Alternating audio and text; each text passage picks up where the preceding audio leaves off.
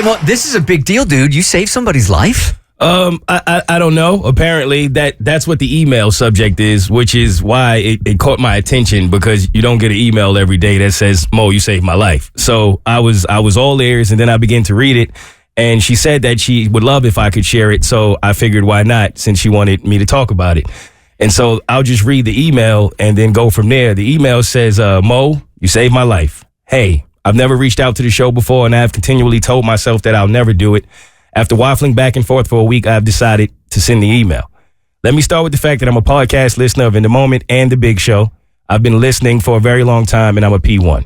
I remember when you first joined the Big Brother program, and I remember when you first met Landon. I could hear in your voice and love and the bond between you two. I could endlessly wax poetic about y'all's relationship, but I don't need to tell you your own story. What I do need to tell you is that when you spoke about Landon leaving us for the next life, you were like an angel speaking to me at just the right time.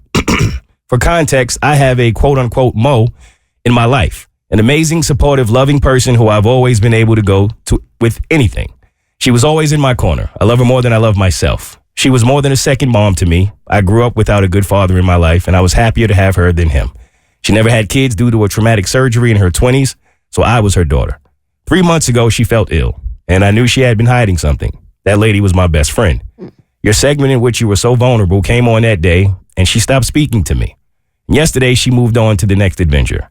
I stayed with her through everything. I skipped school. I skipped out on my friends. My mother and I spent every day and night with her to the end. I didn't realize that I so badly needed to hear someone I look up to say that life can go on after we lose a family member we choose to stand with through life. You're being so open and willing to share, that made me feel like I could survive this.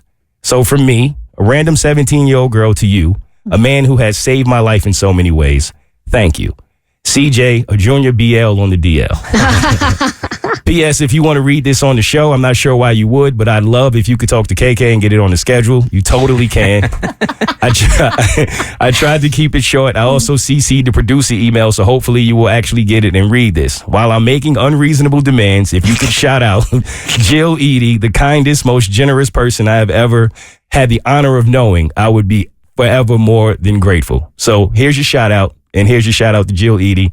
I just wanted to read this because I feel like it's so important to feel seen and to feel heard when you're dealing with grief. And I wanted to let you know that I read it and I hear you, and it brought tears to my eyes.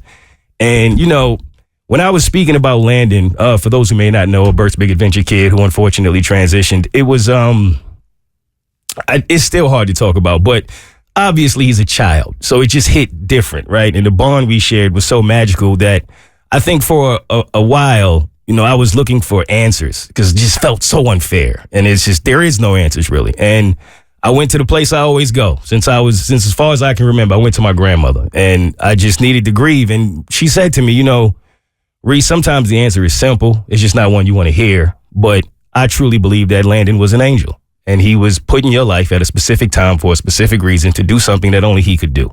And I'm sure you're not the only person he did that for. And for some odd reason, that gave me closure. You know, as hard as it is, I realized that pain comes from something that was so magical that only he could have created. And though we grieve, and when you're in it, it just feels so unfair and it feels so painful. I think when the smoke begins to clear, which it takes a long time, and I don't know if it ever fully does, but I do think you begin to just appreciate the moments and the fact that, as unfair as it seems, it's like, wow, how magical was that? And just how amazing was it to have that moment and to have that person? Because I do believe that some people are just angels, man. They're just sent to do specific work in your life. And it's funny because people always talk about how I'm not afraid to jump, or I'm not afraid to leap. My family, my friends have said it all my life. But the truth is, there are times when I'm afraid to leap. And as cheesy as it sounds, I've kind of said to myself, I'll never be afraid to leap again because I'll never have to worry about the landing. And that's what I feel like he gave me. And I feel like Jill has given you that. And I think you should appreciate that. And shout out to Jill, shout out to Landon, and everybody else who has been an angel to somebody. But I hear you, you are seen. And I think this email was amazing. Thank you for sending it. Beautiful stuff, man. The Bert Show.